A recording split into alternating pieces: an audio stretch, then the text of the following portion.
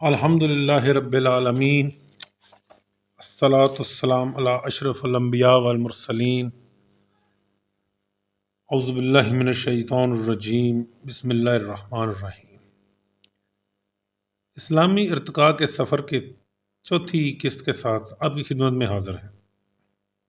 آج کا پروگرام شروع کرنے سے پہلے ایک اہم بات کہ اگر آپ نے ابھی تک ہمارا یہ چینل سبسکرائب نہیں کیا تو برائے کرم ہمارے اس چینل کو سبسکرائب کر لیں اور نوٹیفیکیشن بیل کو بھی ضرور دبا دیں تاکہ آپ اسلامی تاریخ کے ارتقاء کے اہم موضوع پر مزید معلوماتی ویڈیوز اور دلچسپ لیکچرز کا بروقت حصہ بن سکیں۔ ہم اس اہم موضوع پر آپ کے لیے بہت کچھ لے کر آ رہے ہیں جو آپ یقیناً ضائع نہیں کرنا چاہیں گے، تو اس لیے ابھی سبسکرائب کریں اور ہمارے ساتھ اس علمی سفر میں شامل ہو جائیں۔ جیسا کہ ہم نے اپنے پچھلے لیکچرز میں یہ جانا کہ حضور اقدس صلی اللہ علیہ وآلہ وسلم کی آمد سے پیشتر تمام دنیا جہالت کا نمونہ پیش کر رہی تھی۔ ہر طرف افراتفری اور شب دیجور کی سیاہی اور جہالت اور کفر کی تاریکی چھائی ہوئی تھی۔ اس عالمگیر گمراہی کی ہونے کا وقت اب ہوا ہی چاہتا تھا۔ طلوع آفتاب کی خبر دینے کے لیے اول پیدا نمودار، جس طرح آفتاب کے طلوع ہونے سے تھوڑی دیر پیشتر صبح کی ہلکی ہلکی روشنی افق مشرق سے نمودار ہونا شروع ہو جاتی ہے، ٹھیک اسی طرح اس زمانے میں حضور اقدس صلی اللہ علیہ وسلم کے پیدا ہونے سے پہلے لوگوں میں حق کی تلاش کی جستجو پیدا ہوئی۔ حضور اکرم سے پہلے کے لوگوں کی حق کی تلاش ایک نہایت پیچیدہ اور متنوع موضوع ہے جس میں مختلف اقوام، مذاہب اور فلسفے شامل ہیں جو حق یا سچائی کو سمجھنے اور حاصل کرنے کی کوشش میں مصروف تھے۔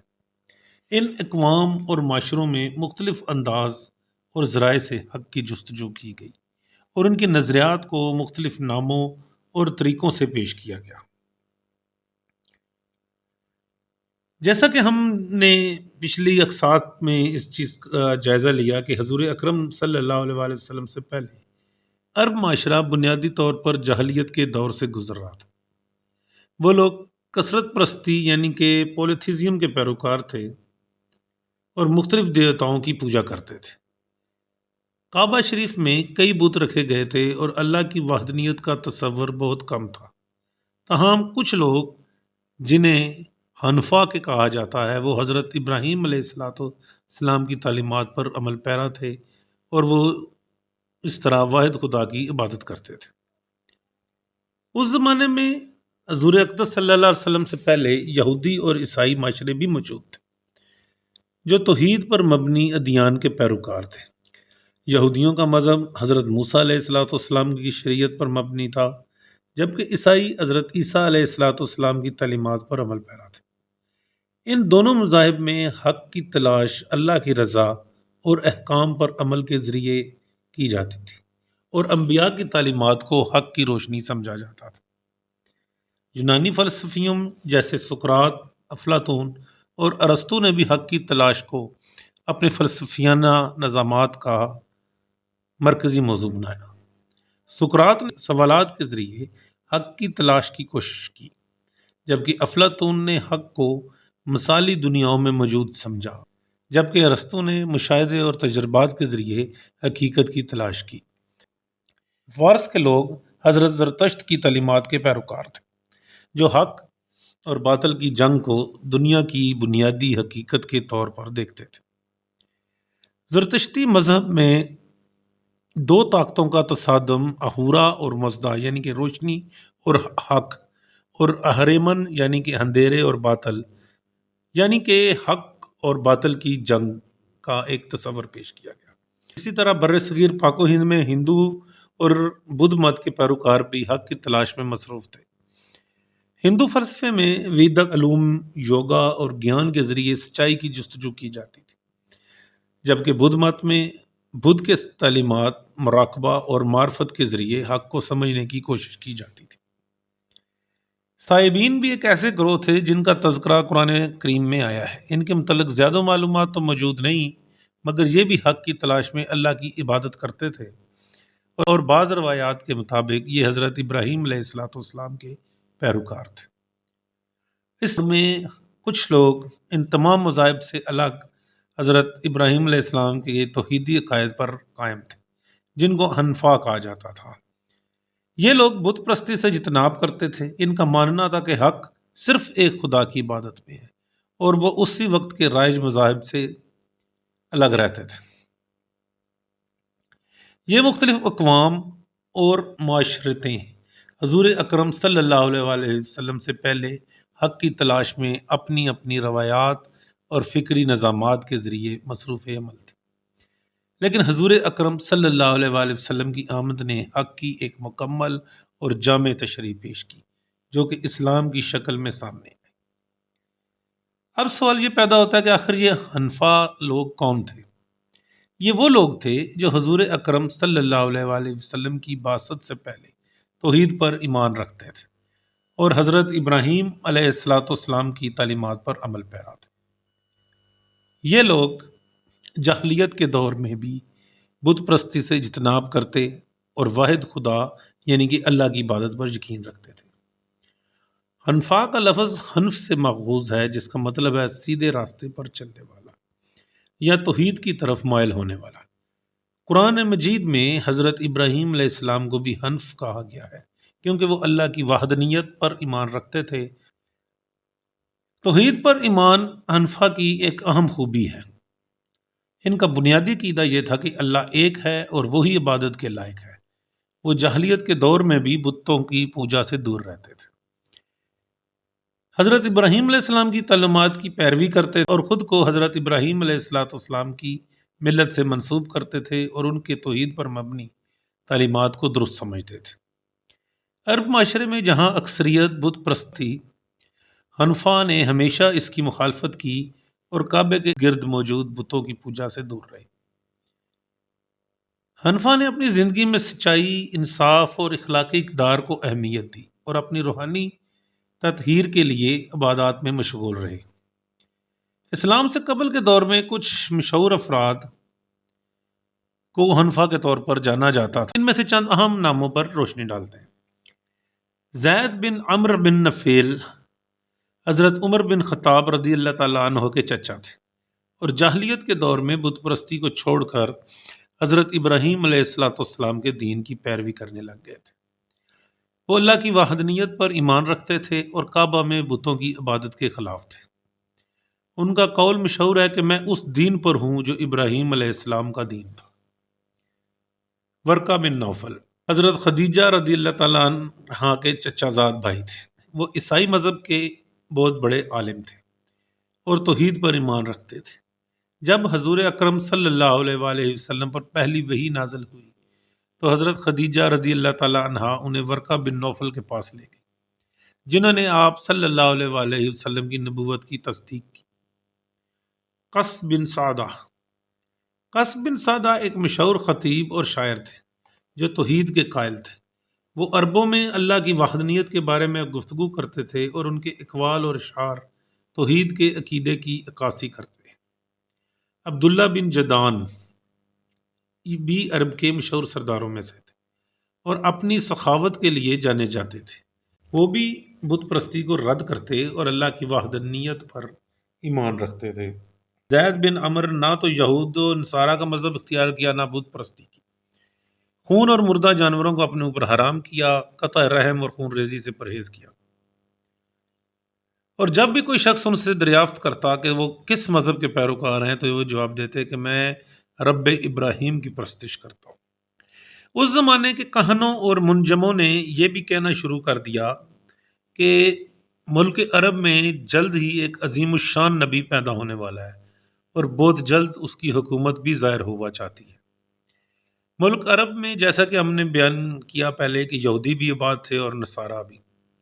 علماء یہود نے بھی اور علماء نصارہ نے بھی توریت و انجیل کی بشارتیں بیان کرنی اور لوگوں کو سنانی شروع کی کہ نبی آخر الزمان آنے والے ہیں۔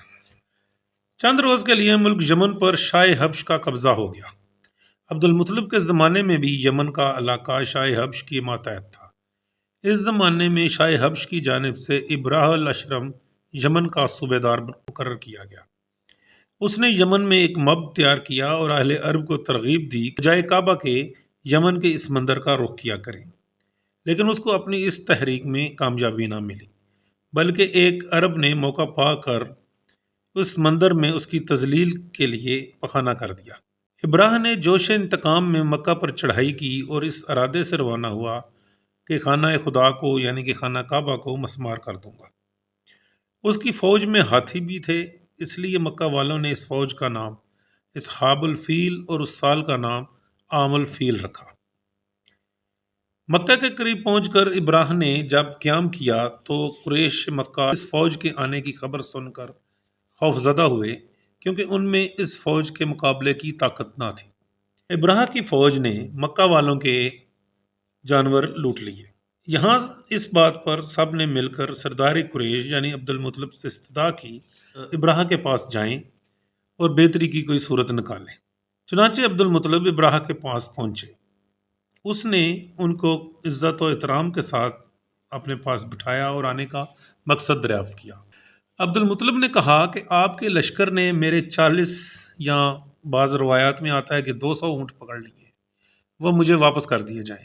ابراہ نے کہا میں تم کو بہت عقل مند اور ذی ہوش شخص سمجھتا تھا، مگر میرا خیال غلط نکلا۔ تم کو معلوم ہے کہ میں خانہ کعبہ کو مسمار کرنے آیا ہوں۔ تم نے اپنے اونٹ لینے کی کوشش کی لیکن خانہ کعبہ کو بچانے کی تدبیر نہ کی۔ اس پر حضرت عبد المطلب نے فوراً برجستہ جواب دیا کہ میں اپنے اونٹوں کا مالک ہوں، اس لیے میں ان اونٹوں کی واپسی کا تقاضا کر رہا ہوں۔ جو اس گھر کا مالک ہے وہ اپنے گھر کی حفاظت کرنا جانتا ہے۔ ابراہ اس جواب کو سن کر نہایت برہم ہوا اور اس نے کہا کہ اچھا میں دیکھوں گا کہ رب البیت مجھ کو کس طرح روکتا ہے اور کعبے کی حفاظت کرتا ہے۔ چنانچہ اس کے لشکر پر تباہی آئی اور وہ سب ملیاں میٹ ہو گئے۔ اللہ تعالیٰ نے اس واقعے کا ذکر سورہ فیل میں وضاحت کے ساتھ کیا ہے۔ ابراہ اور اس کے لشکر کا عبد المطلب کے اس جواب کے بعد اس طرح تباہ و برباد ہو جانا ملک عرب کے لیے ایک نہایت عظیم الشان واقعہ تھا، جس نے سب کے دلوں میں ہیبت الہی قائم کر دی تھی اور اکثر لوگوں کو ظلم و ستم اور قتل و غارت میں تعامل ہونے لگا۔ مذکورہ واقعہ اصحاب فیل کے بعد ہی ملک یمن کے حکومت شاہ حبش کے قبضے سے نکل گئی اور سیف بن ذی یزن ملک یمن پر قابض ہو گیا۔ عبد المطلب چند شرفائے قریش کو ہمراہ لے کر سیف کی حکومت کو مبارکباد دینے کے لیے یمن گئے۔ سیف بن ذی یزن نے اپنے علم و واقفیت کی بنا پر عبد المطلب کو خوشخبری سنائی کہ نبی آخر الزمان جس کا تمام ملک اور دنیا کی ہر قوم کو انتظار ہے تمہاری اولاد میں سے ہوگا۔ اس بات کی عام طور پر شہرت ہوئی۔ تمام شریک وفد شرفا کو اس بات کا شبہ ہوا کہ وہ نبی ہماری اولاد سے ہوگا۔ اب لوگ اہل کتاب کے احبار اور رہبان کے پاس جا جا کر نبی آخر الزماں کے حالات اور علامات دریافت کرنے لگے۔ امیہ بن ابی کو یہ خیال ہوا کہ وہ نبی شاید میں ہوں گا، چنانچہ وہ ابو سفیان بن حرب کے ساتھ ملک شام کی طرف گیا، کسی راہب کی خدمت میں حاضر ہو کر اپنا نسبت دریافت کی، مگر وہاں سے مایوس کن جواب ملا۔ دنیا میں کسی بڑے نبی یا رسول کی بعثت یا پیدائش کے وقت آسمان پر بڑی کثرت سے اور غیر معمولی طور پر ستارے ٹوٹتے ہوئے دیکھے جاتے رہے ہیں۔ چنانچہ اسی کثرت سے غیر معمولی طور پر نبی اکرم صلی اللہ علیہ وسلم کی پیدائش کا زمانہ ہے۔ چنانچہ 9 ربیع الاول بعض قوی روایات کے مطابق 12 ربیع الاول سن 1 عام الفیل بمطابق 40 جلوس کسرہ نوشروان بمطابق 22 اپریل 571 عیسوی بروز دوشنبہ یعنی کہ پیر والے دن بعد از صبح صادق اور قبل از طلوع آفتاب نبی اکرم صلی اللہ علیہ وآلہ وسلم اس دنیا میں تشریف لائے۔ آپ صلی اللہ علیہ وآلہ وسلم کا تعلق قریش کے معروف اور عزت دار خاندان بنی ہاشم سے تھا اور آپ کے والد کا نام عبداللہ بن عبد المطلب تھا۔ آپ صلی اللہ علیہ وسلم کی پیدائش کے وقت مکہ اور عرب معاشرہ بت پرستی، جاہلیت اور قبائلی جھگڑوں کا شکار تھا۔ لوگوں کے دل انتہائی سخت ہو چکے تھے اور عدل اور انصاف کا نظام مفلوج ہو چکا تھا۔ ایسے میں اللہ رب العزت نے حضور اکرم صلی اللہ علیہ وآلہ وسلم کو ایک نبی اور رسول کے طور پر منتخب فرمایا تاکہ انسانیت کو وحدانیت اور اخلاقی اور روحانی اصولوں کی طرف واپس لایا جا سکے۔ حضور اکرم صلی اللہ علیہ وآلہ وسلم کی پیدائش کے وقت اور اس کے فوراً بعد کچھ ایسے واقعات کا ذکر کیا جاتا ہے جو آپ صلی اللہ علیہ وآلہ وسلم کی ولادت کی اہمیت اور عظمت کو ظاہر کرتے ہیں۔ اس میں آپ کی پیدائش سے کچھ وقت پہلے ابراہ کا حملہ ہے جو تو ناکام ہو گیا لیکن اپنی ایک اہمیت رکھتا ہے۔ اس کے علاوہ فارس میں زرتشت مذہب کے پیروکاروں کا آتش کدا جو ہزارہ سال سے جل رہا تھا، آپ صلی اللہ علیہ وآلہ وسلم کی ولادت باسعادت کے وقت بجھ گیا، جو یقیناً ایک غیر معمولی علامت سمجھی جاتی ہے۔ اس کے علاوہ فارس کے بادشاہ کسرا کے محل کے 14 کنگرے آپ صلی اللہ علیہ وآلہ وسلم کی ولادت کے وقت گر گئے، جسے ان کی سلطنت کے زوال کی پیشگوئی سمجھا گیا۔ آپ صلی اللہ علیہ وسلم کی ولادت سے قبل ہی کئی الہامی کتابوں اور نبیوں نے آپ کی آمد کی پیشگوئی کی تھی۔ حضرت عیسیٰ علیہ السلام نے بھی اپنے بعد ایک آنے والے نبی کی بشارت دی، جسے قرآن مجید میں یوں بیان کیا گیا ہے، صف کی آیت نمبر 6، اور جب عیسیٰ بن مریم نے کہا کہ اے بنی اسرائیل، میں تمہارے پاس اللہ کا رسول ہوں، اپنے سے پہلے کی کتاب تورات کی تصدیق کرنے والا اور ایک رسول کی بشارت دینے والا ہوں، جو میرے بعد آئے گا، اس کا نام احمد ہوگا۔ آپ صلی اللہ علیہ وآلہ وسلم انتہائی بے مثال کردار کے مالک تھے۔ آپ کی سچائی اور امانت داری کی وجہ سے آپ کو الامین اور الصادق کے القابات سے پکارا جاتا تھا۔ آپ نے کبھی کسی کے ساتھ دھوکہ یا جھوٹ نہیں بولا، اور قریش آپ کی دیانتداری کے معترف تھے۔ اکرم صلی اللہ علیہ وآلہ وسلم کے والد گرامی کا نام حضرت عبداللہ بن عبد المطلب تھا۔ حضرت عبداللہ قریش کے معزز اور مترف خاندان بنی ہاشم سے تعلق رکھتے تھے، جو مکہ مکرمہ میں ایک اہم اور باعزت خاندان تھا۔ آپ کے والد حضرت عبد المطلب قریش کے سردار تھے اور کعبہ کے متولی بھی تھے۔ حضرت عبداللہ ایک باعزت، نیک اور حسین اور وجیح شخصیت کے حامل تھے۔ آپ کی سچائی، دیانتداری اور اخلاقیات قریش میں بہت معروف تھی۔ آپ کے کردار کی پاکیزگی اور شرافت کی وجہ سے آپ کو قریش کے لوگوں میں عزت کی نگاہ سے دیکھا جاتا تھا۔ آپ کے انتقال کے بعد آپ کی یاد قریش اور خاندان بنی ہاشم میں ہمیشہ باقی رہی۔ حضرت عبداللہ کا نکاح مکہ کی ایک شریف اور معزز خاتون حضرت آمنہ بنت وہب سے ہوا، جو قریش کے ایک اہم خاندان سے تعلق رکھتی تھی۔ حضرت آمنہ کے والد کا نام وہب بن عبد المناف تھا، اور وہ بھی قریش کے معزز افراد میں شمار ہوتے تھے۔ حضرت آمنہ بنت وہب حضور اکرم صلی اللہ علیہ وسلم کی والدہ محترمہ تھی۔ ان کا تعلق قریش کے ایک معزز اور شریف خاندان سے تھا۔ آپ کا سلسلہ نسب قریش کے معروف خاندان بنو زہرہ سے تھا، اور آپ کے والد کا نام وہب بن عبد المناف تھا۔ حضرت آمنہ کا خاندان نہایت عزت و وقار کا حامل تھا، اور ان کی شخصیت مکہ میں بلند مقام کی حامل تھی۔ جب حضور اکرم صلی اللہ علیہ وسلم 6 سال کے تھے، حضرت آمنہ نے آپ صلی اللہ علیہ وسلم کو لے کر مدینے کا سفر کیا، تاکہ آپ صلی اللہ علیہ وآلہ وسلم کے ننیھال والوں سے ملاقات ہو سکے۔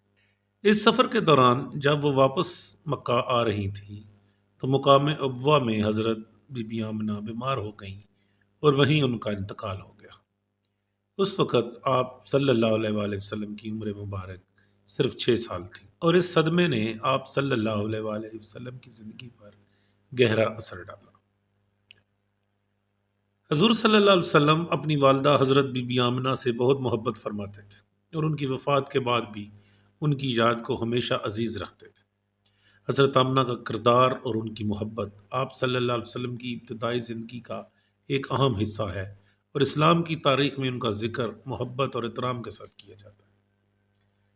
حضرت آمنہ کا کردار ایک عظیم ماں کا تھا، جنہوں نے اللہ کے آخری نبی کی پرورش کی اور اپنی مختصر زندگی میں ایک مثالی ماں کی ذمہ داریاں پوری کی۔ حضرت عبد المطلب کا کردار اسلام کی تاریخ اور مکہ مکرمہ کی سماجی اور مذہبی زندگی میں بہت عام ہے۔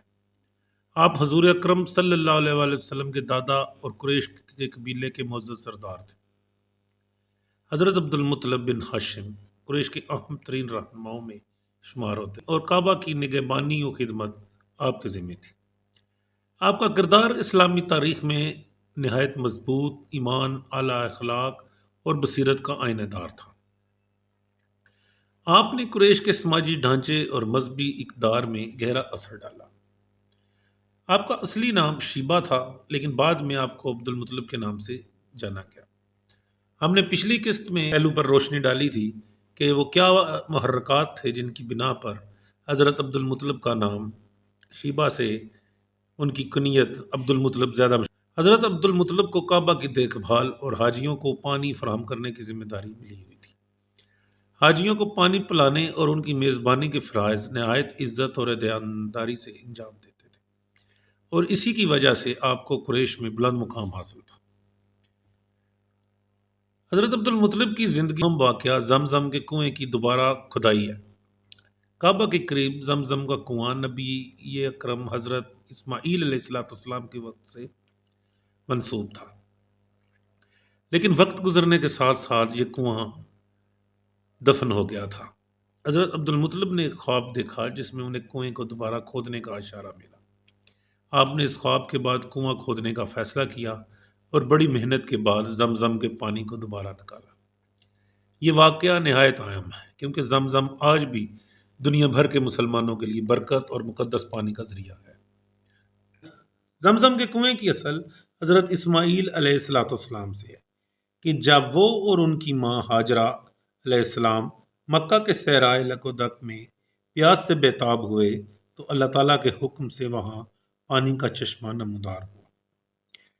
ہاجرہ علیہ السلام نے اس پانی کو چاروں طرف باڑ باندھ کر گھیر لیا اور وہ ایک کنویں کی صورت اختیار کر گیا۔ کچھ عرصے تک تو وہ اسی حالت میں رہا اور پھر اس کے بعد وہ مٹی سے اٹ گیا اور رفتہ رفتہ اس کا مقام اور جگہ بھی کسی کو معلوم نہ رہی۔ چاہے زمزم کا تذکرہ لوگوں کی زبان پر رہ گیا تھا۔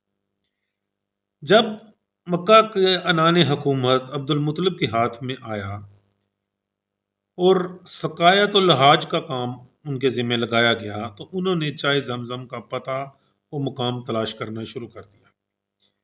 بہت دنوں تک عبد المطلب اور ان کا سب سے بڑا لڑکا حارث چائے زمزم کی تلاش میں سرگرداں رہے، مگر چائے زمزم کا پتہ نہ ملا۔ قریش میں سے کسی نے ان کی مدد اس کام میں نہ کی بلکہ ان باپ بیٹے کا مذاق اڑاتے رہے۔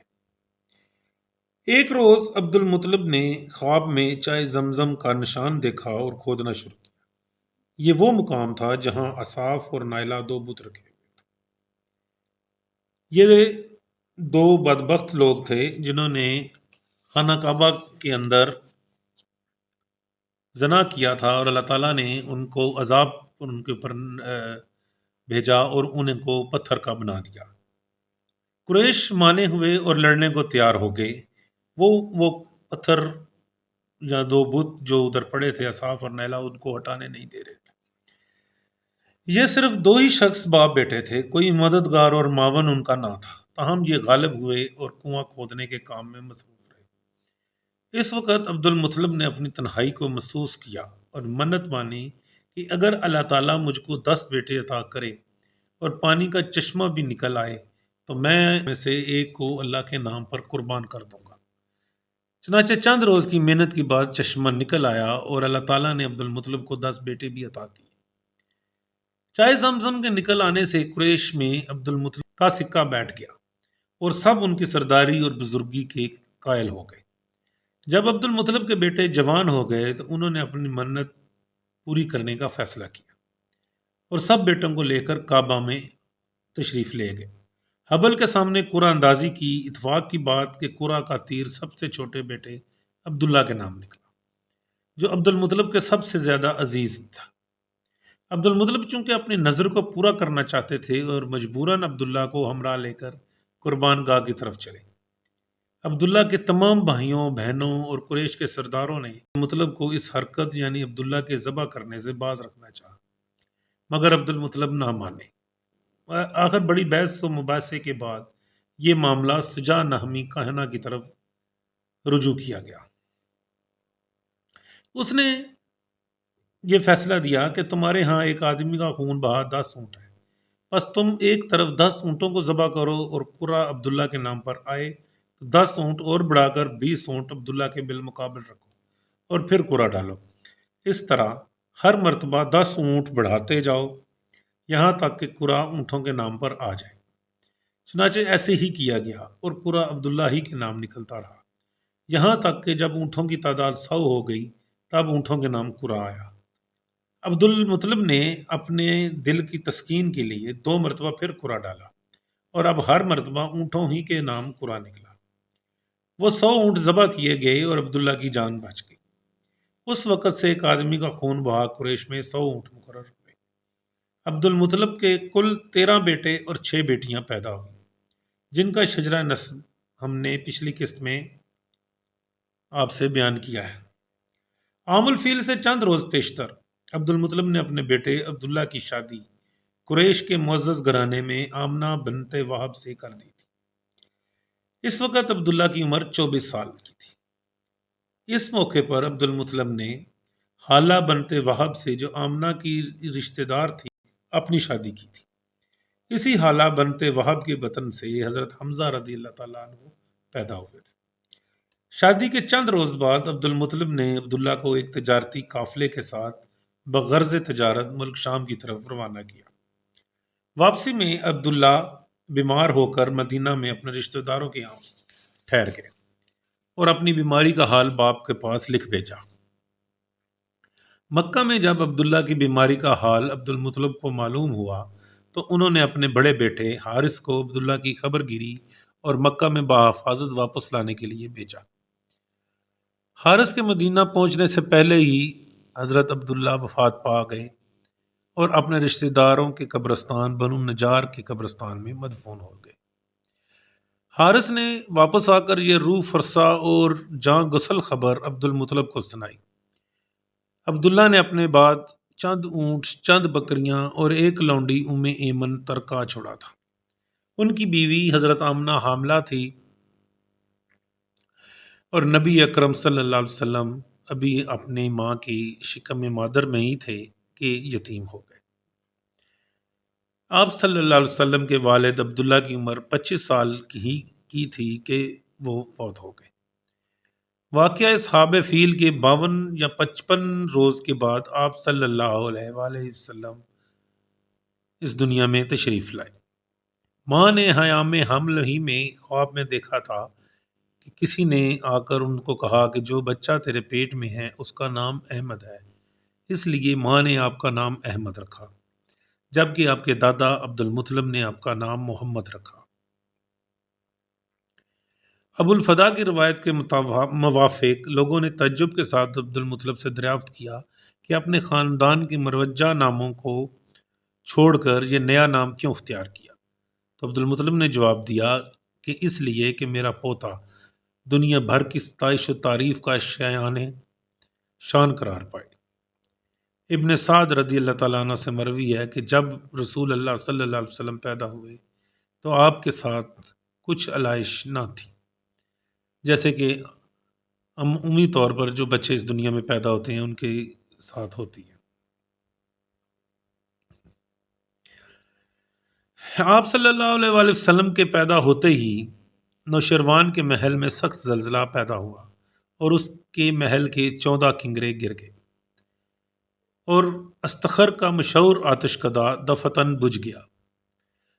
عبد المطلب نے آپ کی پیدائش کے 7ویں دن اس خوشی میں قربانی کی اور تمام اہل قریش کی دعوت دی۔ بعد ولادت 7 روز تک آپ کے چچا ابو لہب کی لونڈی صوبیہ نے رسول اللہ صلی اللہ علیہ وسلم کو دودھ پلایا۔ اس لونڈی نے جب آپ کے چچا ابو لہب کو آپ کی پیدائش کی خبر سنائی تو اس نے اس خوشی میں اس کو آزاد کر دیا اور حضور صلی اللہ علیہ وسلم کو اپنے کندھوں پر بٹھا کر کعبے کا طواف کیا۔ رسول اللہ صلی اللہ علیہ وسلم کے چچا حمزہ کو بھی صوبیہ نے دودھ پلایا تھا۔ اس طرح حضرت حمزہ آپ کے رضائی بھائی بھی تھے۔ 8ویں روز شرفائے عرب کے دستور کے موافق آپ صلی اللہ علیہ وآلہ وسلم قوم حوازن کے قبیلہ بنی سعد کی ایک خاتون حضرت حلیمہ سعدیہ کے سپرد کیے گئے کہ وہ بطور دائیا آپ صلی اللہ علیہ وآلہ وسلم کو دودھ پلائیں اور اپنے پاس رکھ کر پرورش کریں۔ اس زمانے کے شرفائے عرب اس لیے اور بھی اپنے بچوں کو ان بدوی عورتوں کے سپرد کرتے تھے کہ جنگل کی کھلی اور آزاد آب و ہوا میں رہ کر بچے تندرست اور مضبوط ہو جائیں، نیز ان کی زبان زیادہ فصیح اور عمدہ ہو جائے، کیونکہ بدویوں کی زبان شہریوں کے زبان کے مقابلے میں زیادہ صاف، خالص اور فصیح ہوتی تھی۔ حضرت حلیمہ سعدیہ سال میں 2 مرتبہ یعنی ہر چھٹے مہینے آپ صلی اللہ علیہ وآلہ وسلم کو مکہ میں لا کر آپ صلی اللہ علیہ وسلم کی والدہ آمنہ اور آپ صلی اللہ علیہ وسلم کے دادا عبد المطلب کو دکھا جاتی تھی۔ پھر آپ صلی اللہ علیہ وسلم کی والدہ آمنہ نے اپنے پاس مکہ میں رکھ لیا۔ 2 برس کے بعد جبکہ آپ صلی اللہ علیہ وسلم کی عمر مبارک 6 سال کی تھی تو آپ صلی اللہ علیہ وسلم کی والدہ آپ صلی اللہ علیہ وآلہ وسلم کو ہمراہ لے کر اپنے عزیز و اقارب سے ملنے مدینہ منورہ کی طرف تشریف لے گئی۔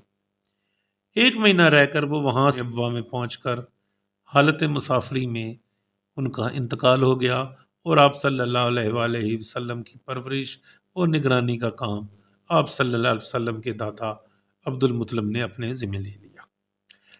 بعض روایات سے یہ ثابت ہوتا ہے کہ نبی اکرم صلی اللہ علیہ وآلہ وسلم 4 برس نہیں بلکہ 5 سال قبیلہ بنو سعد میں حضرت حلیمہ سعدیہ کے گھر میں رہے اور اپنی والدہ کے پاس صرف 1 ہی سال یا صرف چند ماہ رہنے کا آپ صلی اللہ علیہ وسلم کو موقع ملا۔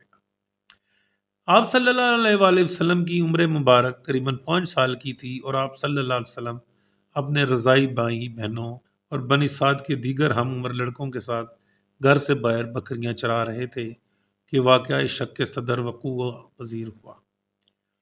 سیرت ابن ہشام کی روایت کے مطابق حلیمہ بنت ابی ذؤیب اس واقعے کو اس طرح بیان کرتی ہیں کہ ایک روز میرے دونوں بچے ڈرتے ہوئے میرے پاس آئے اور کہا کہ 2 سفید پوش آدمی ہمارے بھائی کو پکڑ کر لے گئے ہیں اور ان کا سینہ چاک کر ڈالا ہے۔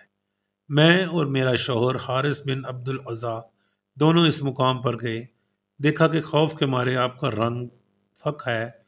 میں نے دوڑ کر آپ کو گلے لگایا اور حال دریافت کیا تو آپ صلی اللہ علیہ وآلہ وسلم نے فرمایا کہ 2 سفید پوش آدمی میرے پاس آئے اور مجھ کو چت لٹا کر میرا سینہ چاک کیا، میرا دل نکالا، پھر اس میں سے کوئی چیز نکال لی۔ حلیمہ سعدیہ نے دیکھا تو کسی زخم یا خون کا نشان نہ تھا۔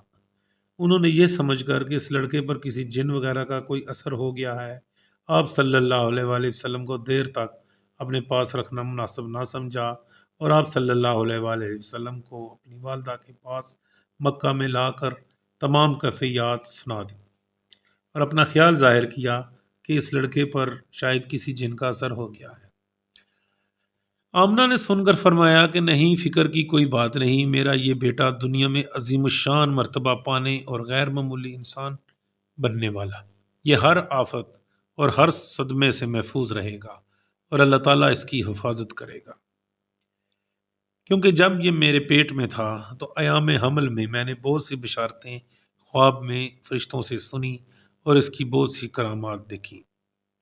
صحیح مسلم میں انس بن مالک رضی اللہ تعالیٰ عنہ سے روایت ہے کہ ایک روز جب آپ صلی اللہ علیہ وآلہ وسلم مکہ میں لڑکوں کے ساتھ کھیل رہے تھے، جبرائیل علیہ السلام آپ صلی اللہ علیہ وسلم کے پاس آئے، آپ صلی اللہ علیہ وسلم کا دل چیرا اور ایک قطرہ نکال کر کہا کہ یہ شیطان کا حصہ تھا۔ بعد اس کے آپ صلی اللہ علیہ وآلہ وسلم کا دل سونے کے تشت میں آب زمزم سے دھویا گیا، پھر اس کو اسی طرح جہاں رکھا ہوا تھا رکھ دیا گیا۔ 2 برس تک عبد المطلب کی سرپرستی و نگرانی میں پرورش پا کر آپ صلی اللہ علیہ وآلہ وسلم 8 سال کی عمر کو پہنچے تھے کہ آپ کے دادا حضرت عبد المطلب کا بھی انتقال ہو گیا۔ اب عبد المطلب کا جنازہ اٹھا تو آپ صلی اللہ علیہ وآلہ وسلم چشم پر آب جنازہ کے ساتھ ساتھ تھے۔ عبد المطلب نے مرنے سے پہلے آپ صلی اللہ علیہ وسلم کے متعلق یہ انتظام کر دیا تھا کہ آپ صلی اللہ علیہ وآلہ وسلم کو اپنے بیٹوں ابو طالب اور ان کے بڑے بھائی زبیر کی کفالت میں دے کر خاص طور پر وصیت کی کہ اس لڑکے یعنی اپنے بھتیجے کی خبر گیری میں کوئی کوتاہی نہ برتنا۔ کچھ عرصے بعد آپ کے چچا یعنی اب زبیر کا بھی انتقال ہو گیا، اور اس طرح آپ کی کفالت کی واحد ذمہ داری حضرت ابو طالب پر آ گئی۔ آپ صلی اللہ علیہ وسلم کے اور بھی چچا یعنی عبد المطلب کے بیٹے موجود تھے، لیکن عبد المطلب نے جو بہت ہی ذی ہوش انسان تھے، آپ صلی اللہ علیہ وسلم کو ابو طالب اور زبیر کی سپرد اسی لیے کیا تھا کہ ابو طالب، زبیر اور عبداللہ ایک ہی ماں سے پیدا ہوئے تھے، لہذا ابو طالب کو اپنے حقیقی بھائی عبداللہ کے بیٹے سے زیادہ محبت ہو سکتی تھی۔ عبد المطلب کا یہ خیال بالکل درست ثابت ہوا، اور ابو طالب نے باپ کی وصیت کو بڑی خوبی اور جوانمردی کے ساتھ پورا کیا۔ ابو طالب نبی اکرم صلی اللہ علیہ وسلم کو اپنے بچوں سے بڑھ کر عزیز رکھتے، اور کبھی آپ صلی اللہ علیہ وسلم کو اپنی آنکھوں سے اوجھل نہ ہونے دیتے تھے، حتیٰ کہ رات کے وقت بھی اپنے پاس ہی سلاتے تھے۔ آپ صلی اللہ علیہ وسلم کے بچپن کا زمانہ عرب کے دوسرے لڑکوں کی نسبت بہت ہی عجیب گزرا۔ آپ صلی اللہ علیہ وسلم کو لڑکوں میں کھیلنے اور آوارہ پھرنے کا مطلق شوق نہ تھا، بلکہ آپ صلی اللہ علیہ وسلم ان کی صحبت سے بیزار اور دور دور ہی رہتے تھے، اور خلوت کو زیادہ پسند فرماتے تھے۔ اللہ تعالیٰ نے آپ صلی اللہ علیہ وسلم کو ہر رذیل خصلت اور خسیس عادات سے محفوظ و معمون رکھا۔ ایک مرتبہ کا ذکر ہے کہ آپ صلی اللہ علیہ وسلم چند نوجوانان قریش کے ساتھ کسی شادی کی مجلس میں جانے اور شریک ہونے کے لیے مجبور کیے گئے، جہاں رقص و سرود کا ہنگامہ بھی تھا۔ جو ہی آپ صلی اللہ علیہ وسلم مجلس میں داخل ہوئے تو یکا یک آپ صلی اللہ علیہ وسلم کو نیند آ گئی، اور تمام رات اسی طرح سوتے رہے، یہاں تک کہ رات ختم ہونے پر مجلس برخاست ہوئی اور لوگ منتشر ہو گئے۔ تب کہیں آپ صلی اللہ علیہ وسلم کی آنکھ کھلی، اور اس طرح آپ صلی اللہ علیہ وسلم مکروہات مجلس میں کوئی حصہ نہ لے سکے۔ آپ صلی اللہ علیہ وسلم کی عمر غالباً 7 برس کی تھی جب قریش نے خانہ کعبہ کی تعمیر، جس کو سیلاب نے نقصان پہنچا دیا تھا، دوبارہ شروع کی۔ اس تعمیر کے وقت آپ صلی اللہ علیہ وسلم بھی پتھر ڈھوتے اور اٹھا اٹھا کر معماروں کو دیتے تھے۔ صلی اللہ علیہ وسلم کی عمر مبارک 12 سال کی تھی کہ ابو طالب ایک تجارتی قافلے کے ہمراہ کچھ مال تجارت لے کر شام کی طرف گئے، اور آپ صلی اللہ علیہ وسلم کو مکہ ہی میں چھوڑ دیا۔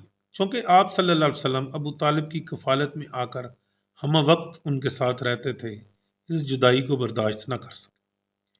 طالب نے بھتیجے کی دل شکنی گوارا نہ کی، اور آپ صلی اللہ علیہ وسلم کو بھی اپنے ہمراہ شام کی طرف لے گئے۔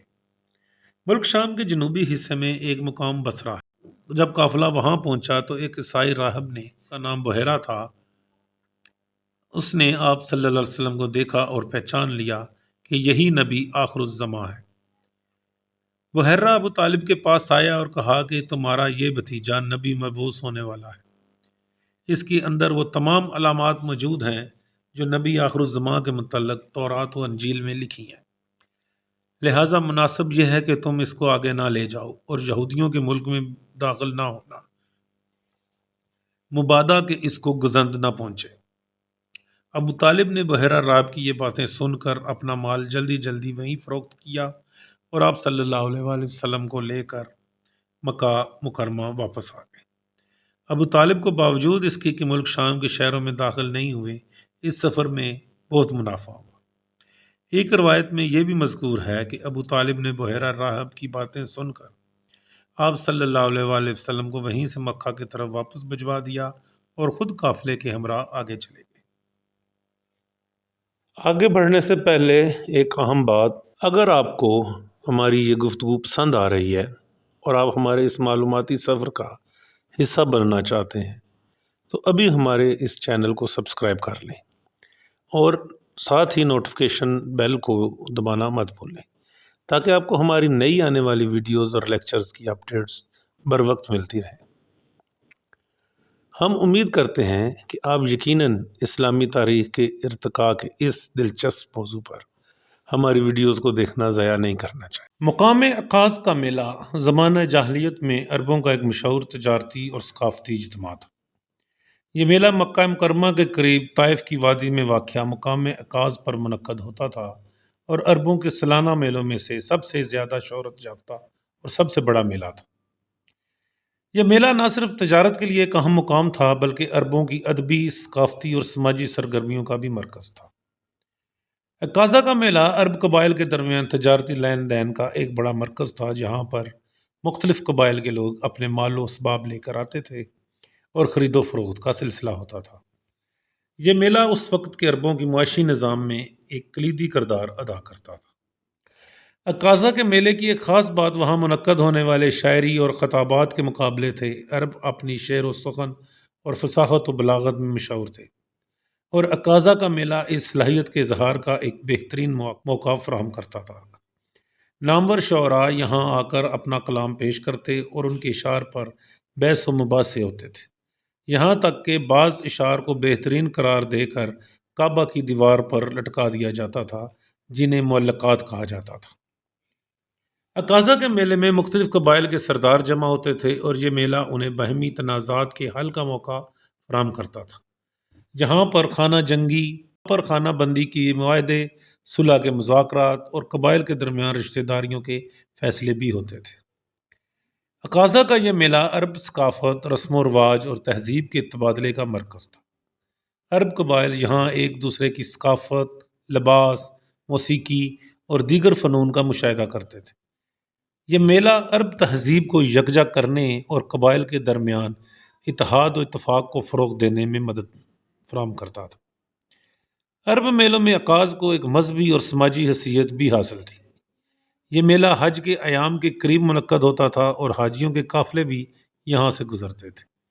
اس کی وجہ سے اسے ایک مقدس اور متبرک مقام کی حیثیت بھی حاصل تھی، جہاں عرب لوگ نہ صرف تجارت بلکہ دینی امور کی انجام دہی کے لیے بھی آتے تھے۔ حضور اکرم صلی اللہ علیہ وآلہ وسلم کی بعثت سے پہلے بھی یہ میلہ جاری تھا، اور آپ صلی اللہ علیہ وسلم نے بھی اپنی جوانی کے زمانے میں اس میلے میں شرکت کی۔ بعد از نبوت جب آپ صلی اللہ علیہ وآلہ وسلم نے اسلام کی دعوت شروع کی، تو آپ صلی اللہ علیہ وآلہ وسلم نے عکاظ کے میلے میں جا کر لوگوں کو اسلام کی دعوت دی۔ آپ صلی اللہ علیہ وآلہ وسلم وہاں پر قبائل کے سرداروں اور عوام الناس کے سامنے توحید کا پیغام پہنچاتے اور بت پرستی سے روکنے کی کوشش کرتے۔ اسلام کی آمد کے بعد اور خاص طور پر فتح مکہ کے بعد عکاظہ کا میلہ اور دیگر جاہلی میلوں کی اہمیت کم ہوتی چلی گئی، کیونکہ اسلام نے جاہلیت کی بہت سی رسوم و رواج کو ختم کر دیا، جن میں بت پرستی اور قبائلی تفاخر بھی شامل تھے۔ یوں عکاظہ کا میلہ اسلامی دور میں بتدریج زوال پذیر ہو گیا اور بعد میں مکمل طور پر ختم ہو گیا۔ اس مد میں ایک حدیث کا ذکر آتا ہے کہ ایک بار حضور صلی اللہ علیہ وآلہ وسلم سے، یہ غالباً فتح ہجرت مدینہ کے بعد کا واقعہ ہے، کہ صحابہ اکرام نے عرض کی کہ عکاظ کا میلہ لگنے والا ہے، اور ہم یہ میلہ آپ جانتے ہیں کہ بڑے زور و شور سے منایا کرتے تھے، تو اب اللہ تعالیٰ کی طرف سے اس کے بارے میں کیا حکم ہے؟ تو حضور صلی اللہ علیہ وآلہ وسلم نے فرمایا کہ اللہ تعالیٰ نے تم کو اس میلے سے بہتر 2 دن دے دیے ہیں، ایک عید الفطر اور ایک عید الاضحیٰ۔ اس طرح اس میلے کا اختتام ہوا۔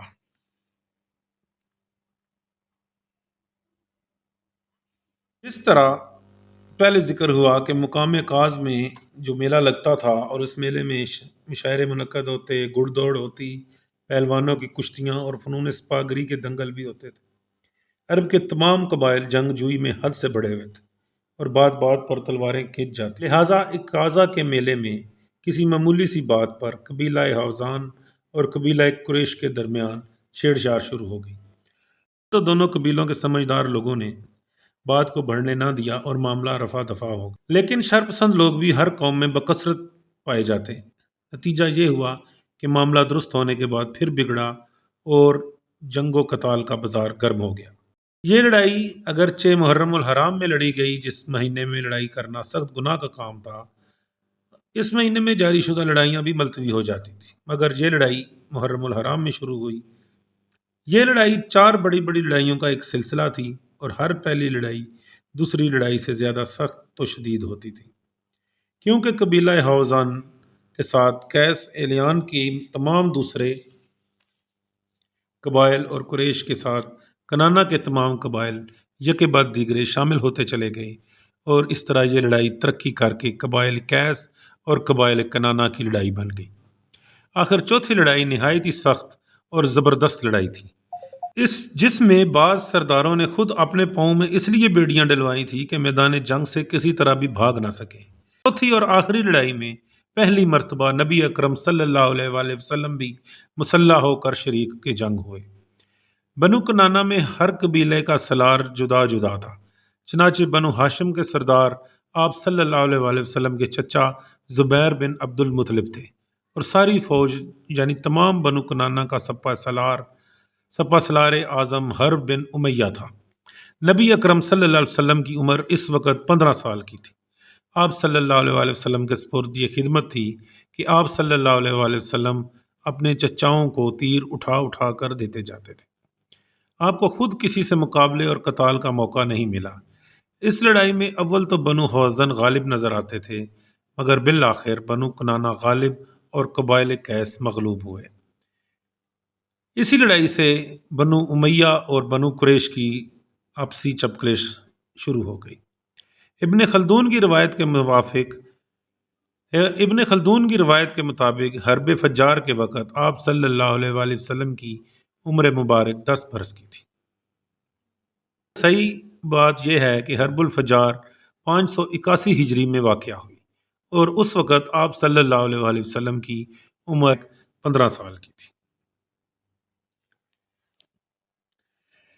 نبی اکرم صلی اللہ علیہ وسلم جوان ہوئے تو تجارت کی طرف آپ صلی اللہ علیہ وسلم کی توجہ ہوئی۔ آپ صلی اللہ علیہ وسلم کے چچا ابو طالب نے بھی آپ صلی اللہ علیہ وآلہ وسلم کے لیے اسی شغل کو پسند کیا۔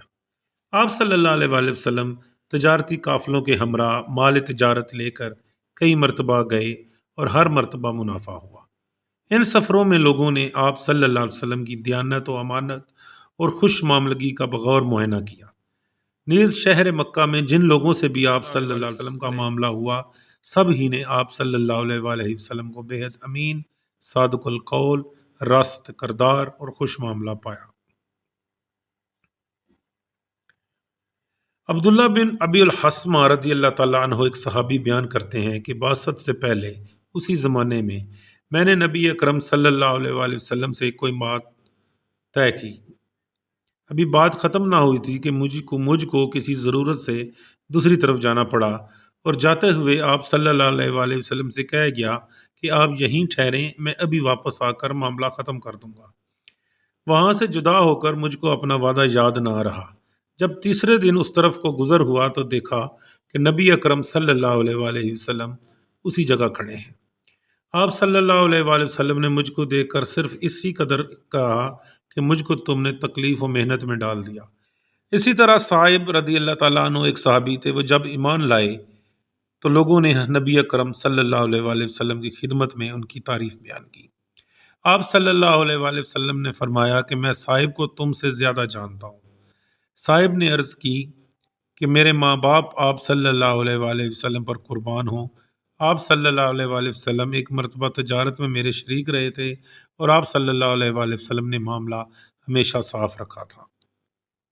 قبیلہ بنو اسد کی ایک معزز خاتون خدیجہ بنت خویلد رضی اللہ تعالیٰ عنہا قریش میں ایک نہایت مالدار عورت سمجھی جاتی۔ وہ بیوہ تھیں اور اب تک 2 شادیاں کر چکی تھیں۔ ان کے دوسرے خاوند نے بہت کچھ مال و اسباب چھوڑا تھا۔ حضرت خدیجہ رضی اللہ تعالیٰ عنہا اپنے کارندوں کے ہاتھوں شام، عراق اور یمن کی طرف مال تجارت روانہ کیا کرتی تھیں۔ نبی اکرم صلی اللہ علیہ وآلہ وسلم کی دیانت و امانت کا شہرا سن کر انہوں نے اپنے بھتیجے قتیمہ کی معرفت اس امر کی خواہش ظاہر کی کہ نبی اکرم صلی اللہ علیہ وآلہ وسلم ان کا مال تجارت لے کر شام کی طرف جائیں اور بطور کرندہ خدمات انجام دیں۔ آپ صلی اللہ علیہ وآلہ وسلم نے اپنے چچا ابو طالب کے مشورے کے بعد اس خواہش کو منظور فرما لیا، اور خدیجہ رضی اللہ تعالیٰ عنہ نے آپ صلی اللہ علیہ وآلہ وسلم کے لیے ایک معقول معاوضہ مقرر کر دیا۔ چنانچہ آپ صلی اللہ علیہ وآلہ وسلم میں مال تجارت ہو کر شام کی طرف روانہ ہوئے۔ اس سفر میں خدیجہ رضی اللہ تعالیٰ عنہ کا غلام میسرہ اور حضرت خدیجہ رضی اللہ تعالیٰ عنہ کا ایک عزیز خزیمہ ابن حکیم بھی نبی اکرم صلی اللہ علیہ وآلہ وسلم کے ہمراہ تھے۔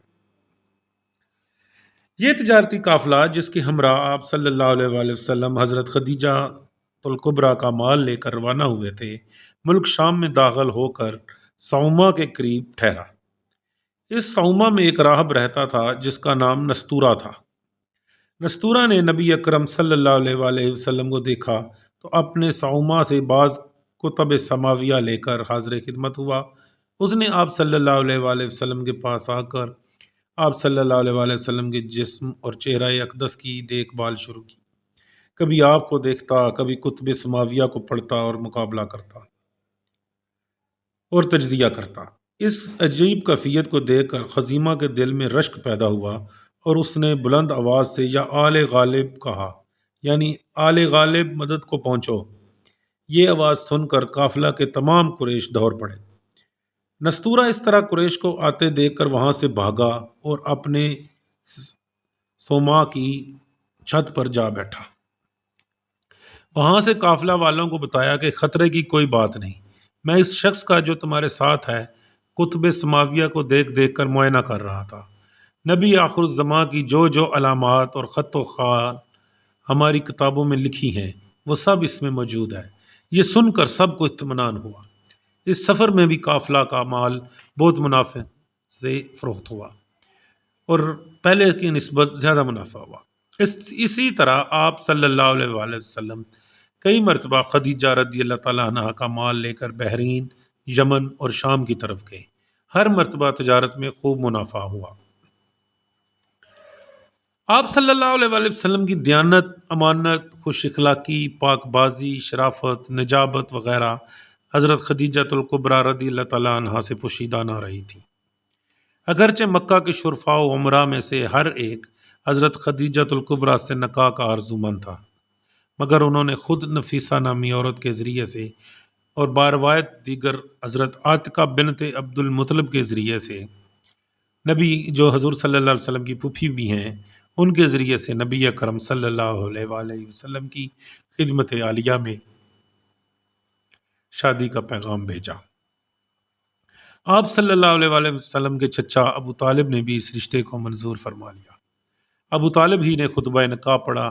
اس مجلس میں عمر بن اسد اور ورقہ بن نوفل وغیرہ حضرت خدیجہ الکبریٰ رضی اللہ تعالیٰ عنہ کے تمام قریبی رشتہ دار، اسی طرح نبی اکرم صلی اللہ علیہ وسلم کے سب رشتہ دار موجود تھے۔ نکاح کے وقت آپ صلی اللہ علیہ وآلہ وسلم کی عمر مبارک 25 سال تھی اور حضرت خدیجہ الکبریٰ کی عمر 40 سال تھی۔ حضرت خدیجہ الکبریٰ کے وطن سے آپ صلی اللہ علیہ وآلہ وسلم کے 3 بیٹے حضرت قاسم، حضرت ابراہیم اور حضرت عبداللہ پیدا ہوئے اور 4 بیٹیاں پیدا ہوئی، جس میں حضرت بی بی زینب، رقیہ، حضرت ام کلثوم اور حضرت بی بی فاطمہ رضی اللہ تعالیٰ عنہا شامل ہیں۔ نہ صرف مکہ مکرمہ بلکہ تمام ملک عرب میں آپ صلی اللہ علیہ وآلہ وسلم کی نیکی، خوش اتواری، دیانت، امانت اور راست بازی کی اس قدر شہرت ہو گئی تھی علیہ وسلم کو نام لے کر نہیں بلکہ الصادق والامین کہہ کر پکارتے تھے۔ تمام ملک عرب میں آپ ایک ہی ذات تھی جو صادق الامین کی مشار علیہ سمجھی جاتی تھی، اور انہی ناموں سے لوگ آپ صلی اللہ علیہ وآلہ وسلم کو پہچانتے اور یاد کرتے تھے۔ مسز اینی بینسنٹ ہندوستان میں تھیوسوفیکل سوسائٹی کی پیشوا اور بڑی مشہور انگریز عورت ہے۔ وہ لکھتی ہیں کہ پیغمبر اعظم نبی اکرم صلی اللہ علیہ وآلہ وسلم کی جس بات نے میرے دل میں ان کی عظمت و بزرگی قائم کی ہے، وہ ان کی وہ صفت ہے جس نے ان کے ہم وطنوں سے الامین، یعنی کہ بہت بڑا دیانتدار کا خطاب دلوایا۔ کوئی صفت اس سے بڑھ کر نہیں ہو سکتی، اور کوئی بات اس سے زیادہ مسلم اور غیر مسلم دونوں کے لیے قابل اتباع نہیں۔ ایک ذات جو مجسم صدق ہو، اس کی اشرف ہونے میں کیا شک ہو سکتا ہے؟ ایسا ہی شخص اس قابل ہے کہ پیغام حق کا حامل ہو۔ کسی پرانے زمانے میں ملک عرب کے بعض اشخاص نے مل کر آپس میں یہ عہد کیا تھا کہ ہم ہمیشہ مظلوم کی طرفداری اور ظلم کا مقابلہ کریں گے۔ اس جماعت میں جس قدر اشخاص شامل تھے، اتفاقاً سب کے ناموں میں فضل کا لفظ آتا تھا، اس لیے ان کے اس عہد کو حلف الفضول کے نام سے تعبیر کرنے لگے۔ یہ جماعت اب ملک عرب میں باقی نہ رہی تھی، مگر اس کا تذکرہ لوگوں کی زبانوں پر آ جاتا تھا۔ حرب فجار کے بعد نبی اکرم صلی اللہ علیہ وآلہ وسلم کے چچا حضرت زبیر بن عبد المطلب کے دل میں یہ تحریک رضی اللہ تعالیٰ عنہ کے دل میں یہ تحریک پیدا ہوئی کہ اس تحریک کو پھر سے از سر نو تازہ کیا جائے۔ چنانچہ بعض اشخاص نے عبداللہ بن جدعان کے مقام پر جمع ہو کر قسم کھائی کہ ہم ہمیشہ ظالم کا مقابلہ اور مظلوم کی مدد کریں گے۔ اس قسم میں نبی اکرم صلی اللہ علیہ وآلہ وسلم بھی شامل تھے، جو اس زمانے میں لڑکے تھے۔ اب جب کہ آپ صلی اللہ علیہ وآلہ وسلم جوان ہو گئے تھے تو آپ صلی اللہ علیہ وآلہ وسلم نے اکثر قبیلوں کے سرداروں اور سمجھدار لوگوں کو ملک کی بدامنی، مسافروں کے لٹنے، ضعیفوں اور غریبوں پر زبردستوں اور امیروں کے ظلم کرنے کا حال بیان فرما کر ان سب باتوں کی اصلاح کے لیے آمادہ کیا۔ بالآخر ایک انجمن قائم ہوگی جس میں بنو ہاشم، بنو عبد المطلب، بنو اسد، بنو زہرہ، بنو تمیم شامل ہوئے، مگر اس انجمن کے ہر ایک ممبر کو یہ اقرار کرنا پڑتا تھا کہ ہم ملک سے بدامنی دور کریں گے، مسافروں کی حفاظت کیا کریں گے، غریبوں کی امداد کیا کریں گے، زبردستوں کو ظلم سے روکیں گے۔ اس انجمن کے ذریعے سے اللہ کی مخلوق کو بہت کچھ نفع پہنچنے لگا تھا۔ زمانہ نبوت میں بھی آپ صلی اللہ علیہ وآلہ وسلم فرمایا کرتے تھے کہ اگر آج بھی اس معاہدے کے نام سے مجھ کو بلایا جائے گا اور مجھ سے مدد طلب کی جائے گی تو میں مدد کروں گا۔ خانہ کعبہ میں کسی بدعتیاتی کے سبب سے آگ لگ گئی تھی، جس کے صدمے سے دیواریں بھی جا بجا شک ہو گئی تھی۔ قریش نے ارادہ کیا کہ وہ اس عمارت کو منہدم کر کے پھر از سر نو تعمیر کیا جائے۔ اس رائے پر تو سب کا اتفاق ہو گیا، لیکن کھڑی ہوئی عمارت کو منہدم کرنے پر کوئی آمادہ نہ ہوتا تھا اور سب ڈرتے تھے۔ آخر سرداران قریش میں سے ولید بن مغیرہ نے اس کام کو شروع کر دیا۔ پھر رفتہ رفتہ تمام قبائل اس انہدام کے کام میں شریک ہو گئے۔ اسی زمانے میں بندرگاہ جدہ کے قریب ایک جہاز ٹوٹ کر نکارہ ہو گیا تھا۔ اس کا حال معلوم ہوا تو قریش نے اپنے معتمد آدمیوں کو بھیج کر اس جہاز کی لکڑی خرید لی اور کارآمد لکڑیاں اونٹوں پر لاد کر مکہ میں لے آئے۔ یہ لکڑی خانہ کعبہ کی چھت کے لیے خریدی گئی تھی۔ کعبہ کی دیواروں کو منہدم کرتے ہوئے جب تعمیر کی بنیادوں تک پہنچے تو پھر چونکہ چھت کے لیے پوری لکڑی دستیاب نہ تھی، اس لیے خانہ کعبہ کو ابراہیمی بنیادوں پر پورا تعمیر نہیں کیا گیا، بلکہ ایک طرف جگہ چھوڑ دی، اب جس جگہ کو حطیم کعبہ کہا جاتا ہے۔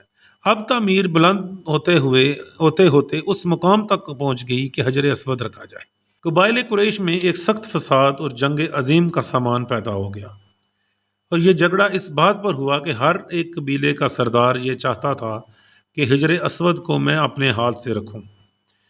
قبائل میں ایک دوسرے کے خلاف ضد پیدا ہوئی اور ہر طرف سے تلواریں بے نیام ہو گئیں۔ بنو عبد الدار مرنے اور مارنے پر قسم کھا بیٹھے۔ اس جھگڑے میں 5 روز تک تعمیر کا کام بند رہا۔ آخر قبائل قریش خانہ کعبہ میں جمع ہوئے اور ایک مجلس منعقد کی گئی، جیسے آج کل ہمارے زمانے میں جرگے ہوتے ہیں۔ اس مجلس میں ابو امیہ بن مغیرہ نے تجویز پیش کی کہ اب جو شخص سب سے پہلے خانہ کعبہ میں داخل ہوتا ہوا نظر آئے اسی کو حاکم مقرر کیا جائے، وہ جو فیصلہ کرے سب اس پر رضامند ہو جائیں۔ لوگوں نے نگاہ اٹھا کر جو دیکھا تو نبی اکرم صلی اللہ علیہ وآلہ وسلم داخل ہو رہے تھے۔ سب نے آپ صلی اللہ علیہ وآلہ وسلم کو دیکھتے ہی الامین الامین پکارا اور کہا کہ آپ صلی اللہ علیہ وآلہ وسلم کے فیصلے پر ہم رضامند ہیں۔ آپ صلی اللہ علیہ وآلہ وسلم اس مجلس میں داخل ہوئے تو سب نے معاملے کو آپ صلی اللہ علیہ وسلم کی طرف سپرد کر دیا اور کہا کہ آپ جس کے حق میں چاہیں فیصلہ فرما دیں، ہم آپ کے فیصلے پر رضامند ہیں۔ یہ ذرا سوچنے اور غور کرنے کا مقام ہے کہ جس عزت اور شرف کو ہر قبیلہ حاصل کرنا چاہتا تھا اور خون سے بھرے ہوئے پیالے میں انگلیاں ڈال ڈال کر اس زمانے کی رسم کے موافق مرنے مارنے پر شدید اور غلیظ قسمیں کھا چکے تھے، اس عزت و شرف کے معاملے کو نبی اکرم صلی اللہ علیہ وآلہ وسلم کے سپرد کرنے میں سب مطمئن ہیں، جو اس امر کی دلیل ہے کہ آپ صلی اللہ علیہ وآلہ وسلم کی دیانت اور منصف مزاجی پر سب ایمان لائے ہوئے تھے۔ آپ صلی اللہ علیہ وآلہ وسلم نے معاملے سے آگاہ ہو کر اسی وقت ذرا سی دیر میں جھگڑے کو ختم فرما دیا اور تمام سرداران قریش ہکا بکا رہ گئے۔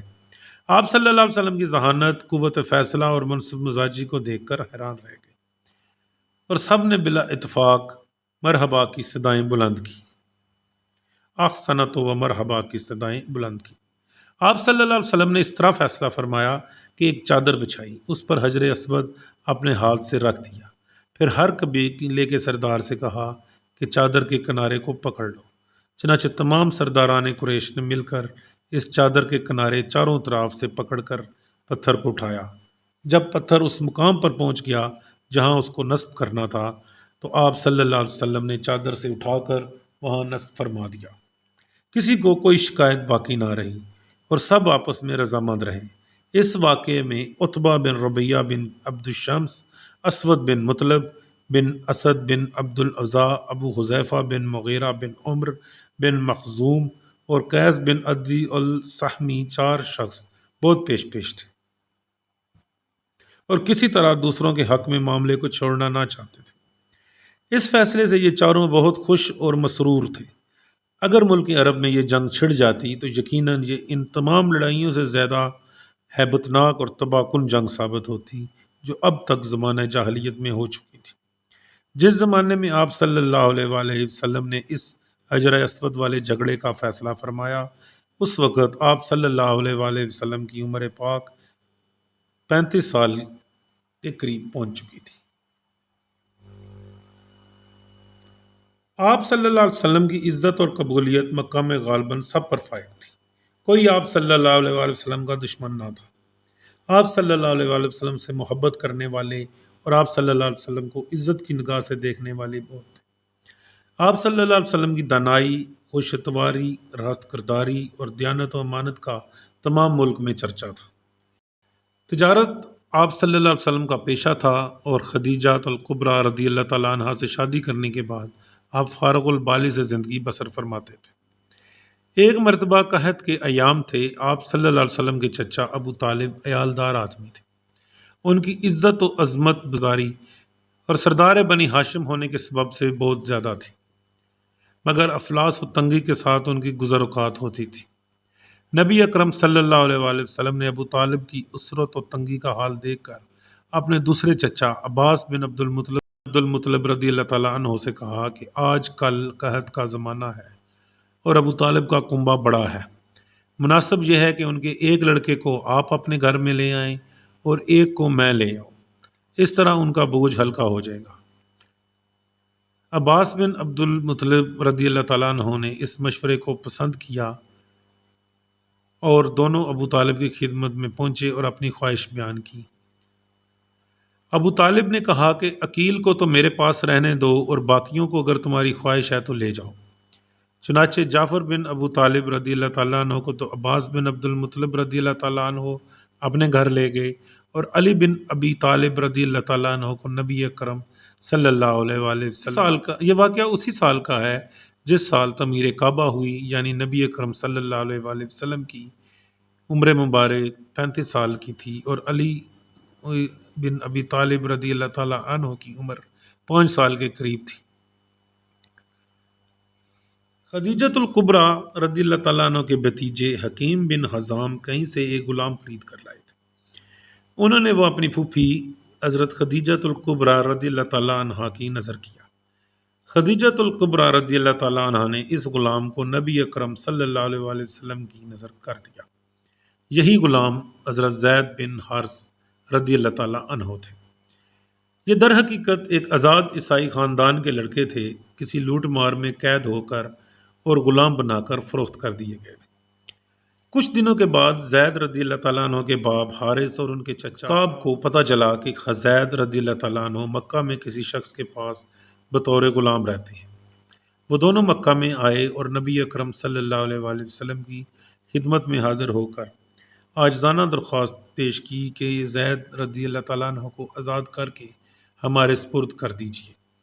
آپ صلی اللہ علیہ وآلہ وسلم نے فوراً ان کی درخواست منظور فرما لی اور کہا کہ اگر زید تمہارے ساتھ جانا چاہتا ہے تو میری طرف سے اس کو اجازت ہے۔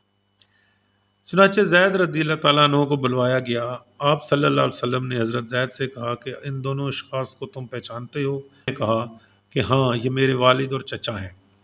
آپ صلی اللہ علیہ وسلم نے فرمایا کہ یہ تم کو لینے آئے ہیں، میری طرف سے تم کو اجازت ہے کہ ان کے ہمراہ چلے جاؤ۔ زید رضی اللہ تعالیٰ عنہ نے کہا کہ میں تو آپ صلی اللہ علیہ وآلہ وسلم کو چھوڑ کر ہرگز جانا نہیں چاہتا۔